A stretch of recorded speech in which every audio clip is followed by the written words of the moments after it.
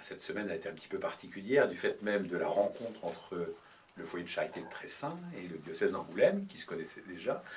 Mais le fait d'être pendant quelques jours ensemble, certains étaient des serviteurs, c'était le foyer, d'autres sont venus un peu comme invités, et puis avec un désir vraiment de vivre une expérience spirituelle forte d'église, prêtres, laïcs, personnes engagées au service de l'église de Charente.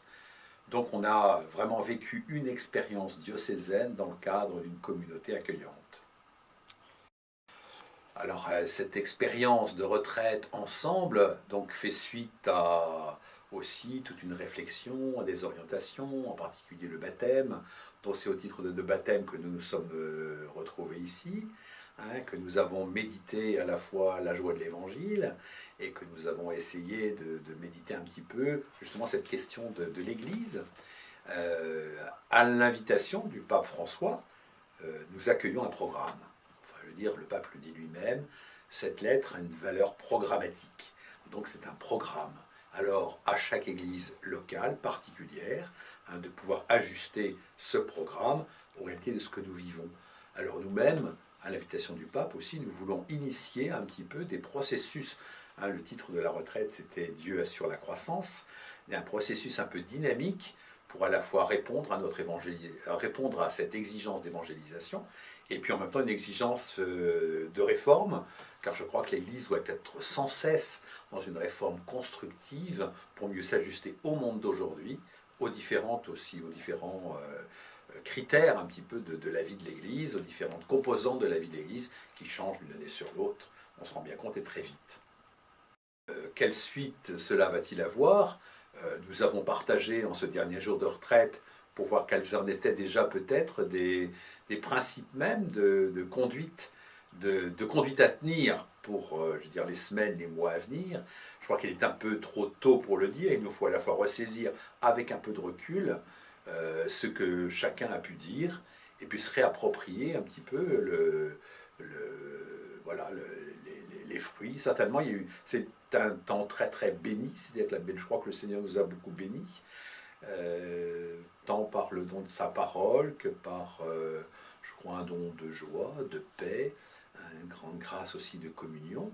Alors comment cela va-t-il se manifester ? Eh bien, déjà que nous puissions être au rendez-vous de la promesse, comme on dit, et en particulier tout ce qui est prévu dans les mois à venir dans le diocèse, c'est-à-dire et Festigène, et puis aussi tous les rendez-vous et des mouvements, etc., qu'on puisse faire descendre ce que nous avons reçu, et cet esprit communautaire, ce désir de faire des petites communautés selon l'Évangile, de mieux se former à l'écoute de la parole de Dieu, davantage mettre le Dieu au centre de notre vie, eh bien ces exigences-là, quelque part, vont certainement, et j'espère, transparaître par le contact avec tous ceux que nous allons rejoindre.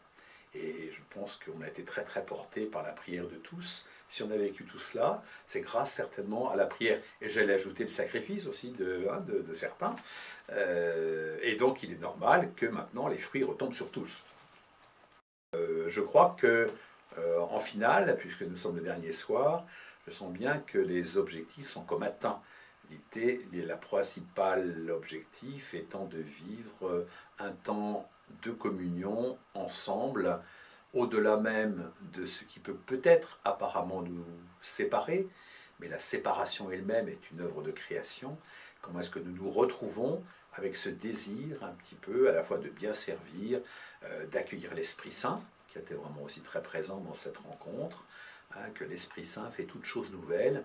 Alors cette nouveauté, comment allons-nous la vivre en Charente ? Je sens déjà qu'il y a une forme d'allégresse. Je pense que c'est en chantant, parce qu'il est juste et bon de chanter, et ne pas se laisser captiver par ce qui va mal, mais de reprendre un petit peu ce dynamisme d'une Église qui est appelée par Dieu à vivre des grands moments, et parce que c'est le Seigneur qui mène le total, donc je crois qu'il a besoin de notre dynamisme. Et de ce point de vue-là, j'ai senti vraiment, en tant qu'évêque, que l'Église de Charente répondait présent à l'appel de Dieu. Le fait de faire une retraite à Tressin était effectivement aussi un autre défi. Donc le choix de Tressin ne venait pas de moi, même si j'ai bien sûr applaudi des deux mains, en en étant heureux, bien sûr, de revenir.